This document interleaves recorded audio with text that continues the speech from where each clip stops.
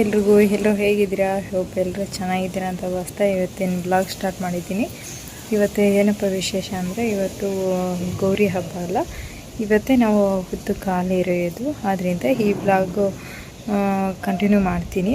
ಅಂದರೆ ಯಾವ ಥರ ಹೊತ್ತು ಖಾಲಿ ಇರಿದ್ವಿ, ಯಾವ ಥರ ಇದು ಮಾಡಿದ್ವಿ ಅಂತ ನೋಡ್ಕೊಂಡು ಬರೋಣ ಬನ್ನಿ.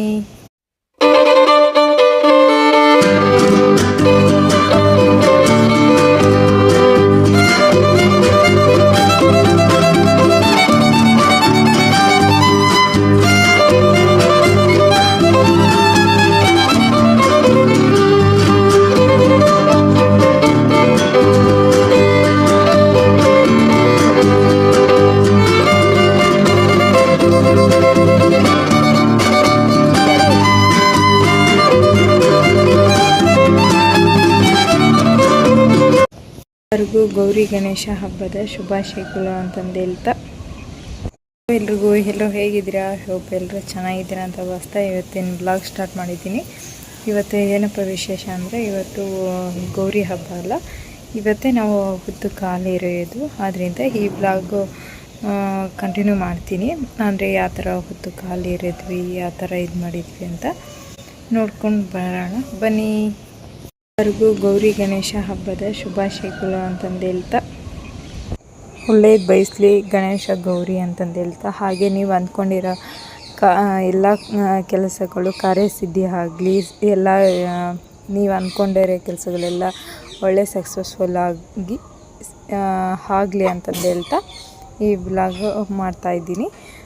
ಏನಪ್ಪ ಅಂದರೆ ಇದು ಕಲ್ಯಾಣಿ ಹತ್ರ ಇರೋದು. ನೋಡಿ, ಈ ಕಡೆ ಕಲ್ಯಾಣಿ ಇದೆ, ಇದು ರಚ್ಚೆ ಹತ್ರ. ಕೋಲಾರದಲ್ಲಿರೋರಿಗೆಲ್ರಿಗೂ ಗೊತ್ತಿರುತ್ತೆ ಇದು ಎಲ್ಲಿದೆ ಅಂತ.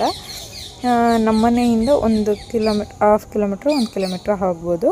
ಇಲ್ಲಿ ಇದು ಈ ಕಡೆ ಆಂಜನೇಯ ದೇವಸ್ಥಾನ ಇದೆ, ಲಾಸ್ಟಿಗೆ ತೋರಿಸ್ತೀನಿ ಹೋಗೋವಾಗ. ಅಲ್ಲಿ ಪೂಜೆ ಮಾಡಿಬಿಟ್ಟು ಮನೆಗೆ ಹೊರಡ್ತೀವಿ. ಇವಾಗ 5 ಇಡ್ತಾ ಇದ್ದೀನಿ, ತುಂಬ ಜನ ಇದ್ದಿದ್ರೆ ಇಡ್ಬೋದು. ಈ ಕಡೆ ನಾಗರ ಪಂಚಮಿಗೆಲ್ಲ ಹಾಲು ಎರೆದಿದ್ದಾರೆ. ಆದ್ದರಿಂದ ಆಮೇಲೆ ನಾನು ಫಸ್ಟ್ ಪೂಜೆ ಮಾಡ್ಕೊಂಡಲ್ಲ, ನಾನು ಫಸ್ಟ್ ಪೂಜೆ ಆದಮೇಲೆ ನಾನೇನು ಗಣೇಶಗೆ ಅಲ್ಲ ಪಕ್ಕದಲ್ಲಿ ಆಂಜನೇಯ ಪೂಜೆ ಮಾಡ್ತಾ ಇದ್ನಲ್ಲ, ಆವಾಗ ಒಬ್ಬೊಬ್ಬರೇ ಬರ್ತಾಯಿದ್ರು ಸ್ಟಾರ್ಟ್ ಮಾಡೋಕ್ಕೆ, ಪೂಜೆ ಮಾಡೋಕ್ಕೆ ಸ್ಟಾರ್ಟ್ ಮಾಡಿದರು. ನಾವು ಬರೋಷ್ಟರಲ್ಲಿ 5:30 ಅನ್ನೋಷ್ಟರಲ್ಲಿ ಅಲ್ಲಿದ್ವಿ. ಅಲ್ಲಿಂದ ಬಂದ್ವಿ. ನಾವು 5 ಗಂಟೆಗೆ ಬರೋಣ ಅಂದ್ಕೊಂಡ್ವಿ. ಎಲ್ಲರ ಮನೆಯಲ್ಲಿ ಹೆಣ್ಮಕ್ಳದ್ದು ಲೇಟು, ಅಂದರೆ ನಮ್ಮ ಮನೇಲಿ ಗಂಡು ಮಕ್ಳದ್ದೇ ಲೇಟು. ಅವ್ರು ಎದ್ಬಿಟ್ಟು ಅವ್ರು ರೆಡಿಯಾಗಿ ಬರೋಷ್ಟರಲ್ಲಿ, ನಾನು ಅವ್ರು ಎದ್ದಾಳಷ್ಟರಲ್ಲಿ ಎಲ್ಲ ಟಿಫನ್ ಏನು ನಾವು ಎಡೆಗೆ ಏನೇನು ಮಾಡ್ಕೊತೀವೋ ಅದೆಲ್ಲ ಮಾಡಿಬಿಟ್ಟು ನಾನು ರೆಡಿಯಾಗಿದ್ದರು. ನಮ್ಮ ಮನೆಯವ್ರು ಎದ್ದಿಲ್ಲ, ಮಕ್ಕಳು ಎದ್ದು ರೆಡಿಯಾಗಿಲ್ಲ ಆ ಥರ. ಆಮೇಲೆ ಅವ್ರು ಎದ್ಮೇಲೆ ಅವ್ರ ಬಟ್ಟೆ ಎಲ್ಲ ಕೊಟ್ಬಿಟ್ಟು ಅವ್ರಿಗೆ ಬಟ್ಟೆ ಎಲ್ಲ ಜೋಡಿಸ್ಬಿಟ್ಟು ಅವರು ಸ್ನಾನ ಮಾಡ್ಕೊಂಡು ಬರೋಷ್ಟರಲ್ಲಿ ಕರೆಕ್ಟಾಗಿ 5:45. ನಾನು ಪೂಜೆ ಎಲ್ಲ ಮುಗಿಸಿ ಏನು ರಿಟರ್ನ್ ಆ ಕಡೆ ಪಕ್ಕದಲ್ಲೇ ಆಂಜನೇಯ ದೇವಸ್ಥಾನ ಇತ್ತಲ್ಲ, ಅಲ್ಲಿಗೆ ಹೋಗೋಷ್ಟರಲ್ಲಿ ಹಲ್ಲಕ್ಕೆ ಹೋಗೋದು ಸ್ಟಾರ್ಟ್ ಆಗಿಬಿಡ್ತು. ಅಲ್ಲಿಗೆ 6 ಗಂಟೆ ಆಗೇ ಹೋಯಿತು. ನಾನು 6 ಗಂಟೆ ಅಷ್ಟೊತ್ತಿಗೆ ಮನೆಗೆ ಹೋಗಿರಬೇಕು ಅಂದ್ಕೊಂಡಿದ್ದೆ. 5 ಗಂಟೆಗೆ ಬಂದು 5:30 ಮುಗಿಸೋಣ ಅಂತ ಬರೋದೇ 5:30 ಆಗಿಬಿಡ್ತು. ಮುಗಿಸೋಗೋಷ್ಟರಲ್ಲಿ 6 ಗಂಟೆ ಆಗಿಬಿಡ್ತು, ಅರ್ಧ ಗಂಟೆ ಆಗಿಬಿಡ್ತು. ಇಲ್ಲಿ ಎಲ್ಲರೂ 6 ಗಂಟೆ ಮೇಲೆ ಮಾಡ್ತಾರೇನೋ ಗೊತ್ತಿಲ್ಲ. ನಾನು ಮಾಡಿ ಮನೆಗೆ ರಿಟರ್ನ್ ಆಗೋಷ್ಟರಲ್ಲಿ ಟ್ರೈನ್ ಗೇಟ್ ಹಾಕಿದ್ರು. ಆವಾಗ 3-4 ಜನ ಅವಾಗ ಬರ್ತಾಯಿದ್ರು ಮಾಡೋದಕ್ಕೆ. ಅಂದರೆ ಊರ ಕಡೆ ಎಲ್ಲ 10 ಗಂಟೆ 11 ಗಂಟೆ ಒಳಗೆ ಊರ ಕಡೆ ಹಾಕ್ತಾರೆ ಬೆಳಗ್ಗೆ ಟೈಮು. ಇಲ್ಲೆಲ್ಲ ನಾನು 6 ಗಂಟೆ ಒಳಗೆ ಹಾಕ್ಕೊಬಿಡ್ತೀನಿ.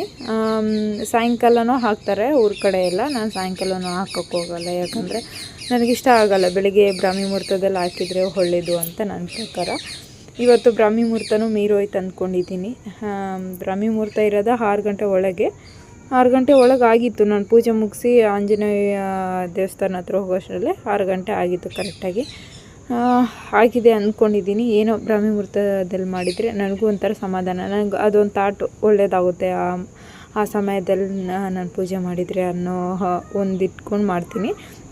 ಯಾವಾಗ ಅಂದರೆ ಇವಾಗ ನಮ್ಮ ಅತ್ತೆ ಇದ್ದಾರಲ್ಲ, ಅವರತ್ತೆ ಇಂದ ಮಾಡ್ತಾ ಇರೋದು. ಅಂದರೆ ಅವರತ್ತೆ ಮಾಡ್ತಾ ಇದ್ದಿದ್ದು ಇದು ಗೌರಿ ಬರೋ ದಿನವೇ. ಆದ್ದರಿಂದ ನಾವು ಗೌರಿ ಬರೋ ದಿನ ಮಾಡ್ಕೊತೀವಿ. ಇವತ್ತು ಗಣೇಶ ಗೌರಿ ಅಂತಂದು ಹೇಳ್ತೀವಲ್ಲ, ಗೌರಿ ತರೋ ದಿನ. ಅವತ್ತು ಮಾಡ್ಕೊತೀವಿ ಹಾಲು ಎರೆಯೋದು.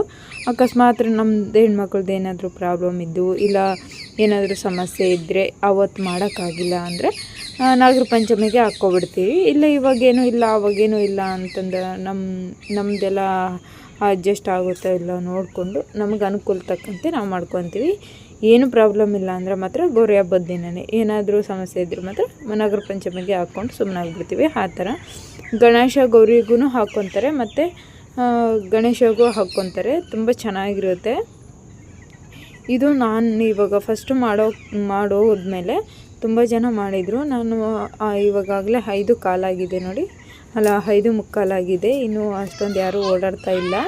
ಇಲ್ಲಂತೂ ಫುಲ್ಲು ಲೈಟಿಂಗ್ಸ್ ಇದೆ. ಇದು ಬೇಗ ಬೆಳಕಾಗಿದೆಯಲ್ಲ, ಅಂದರೆ 6-6:30 ಅನ್ನೋ ಥರ ಕಾಣುತ್ತೆ. 6 ಗಂಟೆ ಟ್ರೈನ್ ಹೋಗುತ್ತೆ. ಇಲ್ಲಿ ಟ್ರೈನ್ ಹೋಗೋದನ್ನು ತೋರಿಸ್ತೀನಿ, ಆದರೆ ಕವರ್ ಮಾಡ್ತೀನಿ.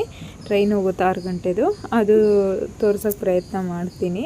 ಅಂದರೆ 6:05, 6:07 ಆ ಥರ ಹೋಗುತ್ತೆ. 1 ನಿಮಿಷ ಹೆಚ್ಚು ಕಡಿಮೆ ಆಗುತ್ತೆ. ಇವಾಗ ನಾನು ನಮ್ಮ ಮನೆಯವ್ರಿಗೆ ಕಂಕಣ ಕಟ್ತಾಯಿದ್ದೀನಿ. ಅಂದರೆ ಮಕ್ಕಳಿಗೆ ಅಲ್ಲಿ ದೇವರಿಗೆಲ್ಲ ಹಾಕಿಬಿಟ್ಟು ಇವಾಗ ನಮ್ಮ ಮನೆಯವರಿಗೆ ಕಟ್ತಾಯಿದ್ದೀನಿ. ಇಲ್ಲಿ ಬೇಗ ಬರೋದ್ರಿಂದ ಯಾರೂ ಬರೋಲ್ಲ. ಹಳ್ಳಿ ಕಡೆ ಆದರೆ 10 ಗಂಟೆಗೆಲ್ಲ ಹಾಕ್ತೀವಲ್ಲ, ಎಲ್ಲರನ್ನೂ ಕರ್ಕೊಂಡು, ಅಂದರೆ ಆ ಏರಿಯಾದಲ್ಲಿರೋರ್ನೆಲ್ಲರನ್ನೂ ಕರ್ಕೊಂಡು ನಾವು ಹುತ್ತಕ್ಕೆ ಹಾಲು ಎರೆಯೋಕ್ಕೆ ಹೋಗ್ತೀವಿ. ಇನ್ನೊಂದು ಏನಪ್ಪ ಅಂದರೆ ನಾವೇನು ಗೌರಿ ಬರೋ ದಿನ ಹಾಲು ಹಾಕ್ತೀವಲ್ಲ, ಆವತ್ತೇ ಹೆಣ್ಮಕ್ಳನ್ನ ತವ್ರ ಮನೆ ಹೆಣ್ಮಕ್ಳನ್ನೆಲ್ಲ ಕರೆದುಬಿಟ್ಟು ಅವ್ರನ್ನೂ ಜೊತೆಗೆ ಹಬ್ಬಕ್ಕೆ ಕರೆದು ಅವ್ರ ಜೊತೆಲೇ ಹಬ್ಬ ಮಾಡಿಬಿಟ್ಟು ಹಾಲು ಎರೆದುಬಿಟ್ಟು ಹಬ್ಬ ಮಾಡಿ ಅವ್ರಿಗೂ ಬಾಗಿನ ಕೊಟ್ಬಿಟ್ಟು ಅವತ್ತೇ ಕಳಿಸ್ತೀವಿ ನಾವು. ಆ ಥರ ಇರುತ್ತೆ. ಇಲ್ಲಿ ತವ್ರ ಮನೆ ಹೆಣ್ಮಕ್ಳನ್ನ ನಮ್ಮ ಮನೇಲಿ ಇವಾಗ ಯಾರೂ ಇಲ್ಲ, ಎಲ್ಲ ಊರಲ್ಲಿದ್ದಾರಲ್ವ, ಅದಕ್ಕೆ ಅವರಲ್ಲೇ ಅತ್ತೆ ಅವರು ಅಲ್ಲೇ ಕೊಡ್ತಾರೆ. ನೋಡಿ ಇಲ್ಲಿ ಡಕ್ ಎಷ್ಟು ಚೆನ್ನಾಗಿದೆಯಲ್ಲ, ನೀರಲ್ಲೆಲ್ಲ ಆಟ ಆಡ್ತಾಯಿತ್ತು. ನಾವು ಇವಾಗ ಬೆಳಕಾಗಿರೋದ್ರಿಂದ ಅವು ದಡಕ್ಕೆ ಬಂದು ಕೂತ್ಕೊಂಡಿದ್ದಾವೆ. ತುಂಬ ಚೆನ್ನಾಗಿತ್ತು. ಇದ್ರ ತುಂಬ ಲೋಟಸ್ ಇತ್ತು, ಎಲ್ಲ ಕಿತ್ತಾಕಿಬಿಟ್ಟಿದ್ದಾರೆ. ಫುಲ್ಲು ಲೋಟಸ್ ಇತ್ತು. ಎಷ್ಟು ಚೆನ್ನಾಗಿತ್ತು ಗೊತ್ತಾ, ನೋಡೋಕೆ ಮಾತ್ರ ಕಲರ್ಫುಲ್ಲಾಗಿ ಚೆನ್ನಾಗಿ ಕಾಣ್ತಾಯಿತ್ತು. ಇವಾಗೆಲ್ಲ ಕಿತ್ತಾಕ್ಬಿಟ್ಟಿದ್ದಾರೆ. ಇನ್ನೊಂದು ಸುತ್ತಲೂ ಕಟ್ಟೆ ಅಲ್ಲಲ್ಲಿ ಬಿದ್ದೋಗ್ಬಿಟ್ಟಿದೆ. ಅದು ಇಲ್ಲಿ ಒಳಗೇನು ಮಾಡೋಕ್ಕೆ ಬಿಡಲ್ಲ. ನೋಡಿ ನಿಶಾಂತ್ ಹೋಗಿ ನೋಡ್ತಾ ಇದ್ದೇನೆ. ಇವಾಗ ನಂದಾಯಿತು ಪೂಜೆ. ಇವಾಗ ನಮ್ಮ ಮನೆಯವ್ರು ಮಾಡ್ತಾ ಇದ್ದಾರೆ. ಅವ್ರಿಗೆ ಅಷ್ಟೊಂದು ಪೂಜೆ ಮಾಡೋಕ್ಕೆ ಬರಲ್ಲ. ಪೂಜೆ ಎಲ್ಲ ಮಾಡೋಕ್ಕೆ ಬರಲ್ಲ. ನಾನು ಹೇಳ್ಕೊಟ್ಟಂಗೆ ಅವ್ರು ಮಾಡ್ತಾ ಇದ್ದಾರೆ ಅಷ್ಟೇ. ಇವಾಗ ನೋಡಿ ನಾನು ಈ ಥರ ರೆಡಿಯಾಗಿದ್ದೀನಿ. ರೆಡಿಯಾಗಿದ್ದಾದಮೇಲೆ ಇವಾಗೆಲ್ಲ ಪೂಜೆ ಎಲ್ಲ ಮಾಡ್ತಾಯಿದ್ದಾರೆ. ಇವಾಗ ನಿಶಾಂತು ರಾಯನ್ ಮಾಡಬೇಕು. ಇವ್ರು ಮಾಡಿದ್ದಾದಮೇಲೆ ಆ ಕಡೆ ನೋಡಿ ಇವಾಗ ಗಣೇಶ ದೇವಸ್ಥಾನ ಆಂಜನೇಯ ದೇವಸ್ಥಾನ ಅದು ಕಾಣಿಸ್ತಿದೆ ಅಂದ್ಕೊಂಡಿದ್ದೀನಿ. ಚಿಕ್ಕದಾಗಿದ್ದರೂ ಪವರ್ಫುಲ್ ಅಂತಂದೇ ಹೇಳ್ಬೋದು. ಇವಾಗ ಹಾಲು ಹಾಕ್ತಾಯಿದ್ದಾರೆ. ಅವ್ರು ಕೇಳ್ತಾ ಇದ್ದಾರೆ ಯಾವುದಕ್ಕೆ ಹಾಕ್ಬೇಕಂತ. ಕರೆಕ್ಟು ಯಾವುದಕ್ಕಾದರೂ 3 ಸರಿ ಹಾಕಿ ಅಂದರೆ 2 ಸರಿ ಹಾಕಿ ಇಟ್ಬಿಟ್ರು.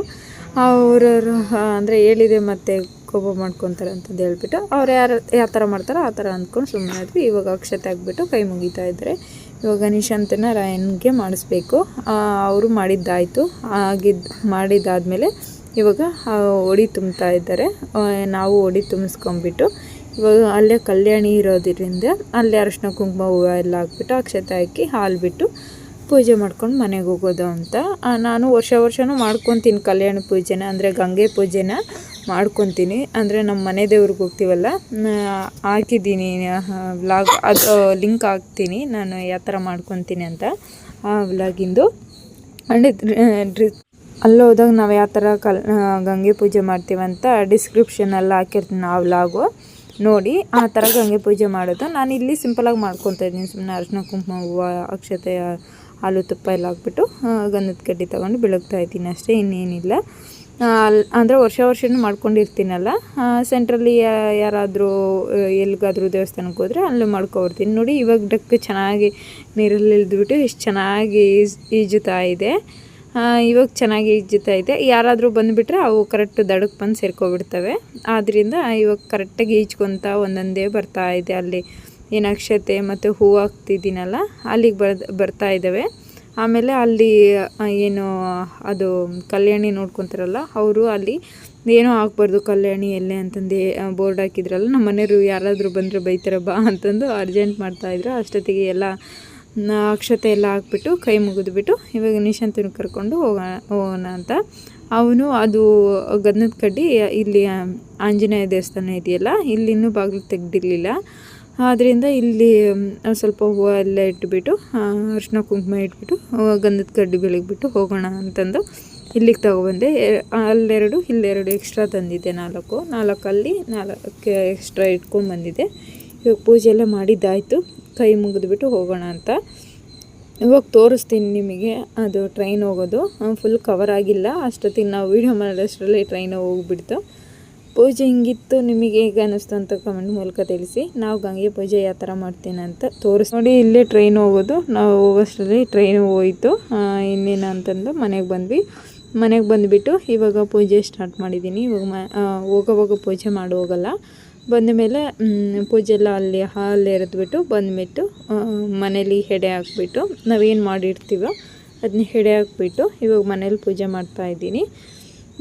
ಅಂದರೆ ನಾವು ವರ್ಷವೂ ಇದೇ ಥರ ಮಾಡ್ಕೊತೀನಿ. ಅಂದರೆ ಈ ವರ್ಷ ಏನಪ್ಪ ಅಂದರೆ ವರ್ಷ ನಾನಷ್ಟೇ ನಮ್ಮ ಅಕ್ಕಪಕ್ಕ ಮನೆ ಮಾತ್ರ ಕರಿತಿದ್ದೆ. ಈ ಸರಿ ನನ್ನ ಫ್ರೆಂಡ್ಸ್ ಎಲ್ಲರನ್ನೂ ಕರೆದುಬಿಟ್ಟು ನಾನು ಈ ಸರಿ ಊಟ ಹಾಕಿದೆ. ಅಂದರೆ ನಮ್ಮ ತವ್ರ ಮನೆ ಹೆಣ್ಮಕ್ಳು ಯಾರೂ ಇಲ್ಲಲ್ವ, ಕರೆದ್ರೂ ಇಷ್ಟು ದೂರ ಯಾರೂ ಬರಲ್ಲ, ಕರೆಯೋಷ್ಟು ಕರಿತೀನಿ, ಯಾರೂ ಬರಲ್ಲಲ್ಲ.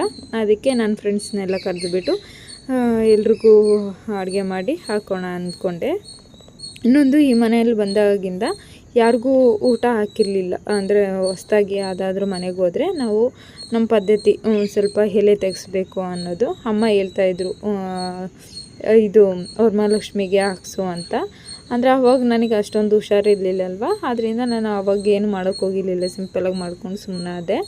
ಇವಾಗ ಎಲ್ರಿಗೂ ಊಟ ಹಾಕ್ಸೋಣ ಅಂತಂದೇಳಿ ಒಂದು 15 ಜನಕ್ಕಾದರೂ, ಒಂದು 10-15 ಜನಕ್ಕಾದರೂ ಊಟ ಹಾಕೋಣ ಅಂತ. ಇನ್ನೊಂದು, ನಾನು 10-15 ಜನಕ್ಕೂ ಅಷ್ಟೊಂದು ಅಡುಗೆ ಮಾಡ್ತಾಯಿರಲಿಲ್ಲ. ಇವಾಗ ಮಾಡೋದು ಕಲ್ತಿದ್ದೀನಿ.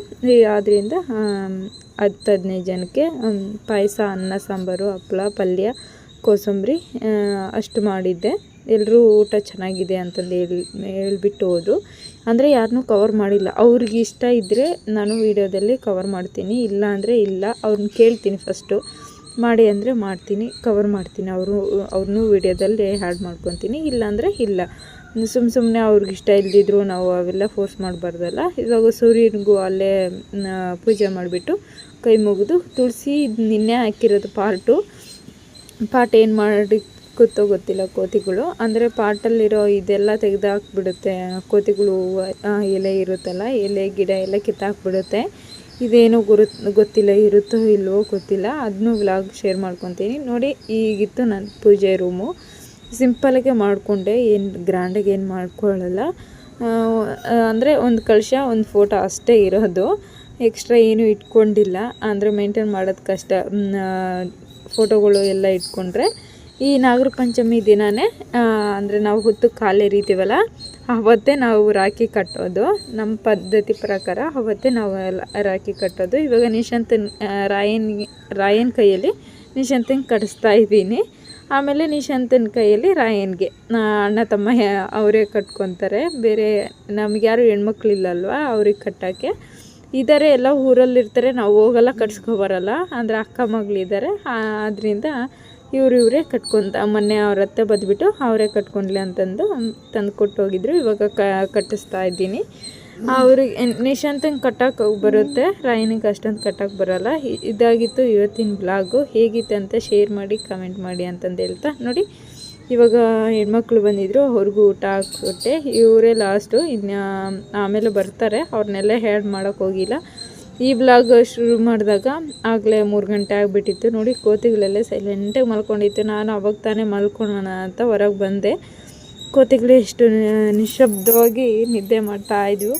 ಅದು ಒಂದ್ರ ಮೇಲೆ ಒಂದು ಮಲ್ಕೊಂಡ್ಬಿಟ್ಟಿದ್ದು. ನನಗೆ ಅದು ಆಶ್ಚರ್ಯ ಅನಿಸ್ಬಿಟ್ಟಿದ್ದು ನೋಡಿ, ಎಷ್ಟು ಚೆನ್ನಾಗಿ ನಿದ್ದೆ. ಅದು ಗುರ್ರ ಅಂತ ಅಂದ್ಕೊಂಡು ಗುರ್ಕೆ ಹೊಡ್ಕೊಂಡು ನಿದ್ದೆ ಹೋಗ್ಬಿಟ್ಟಿತ್ತು.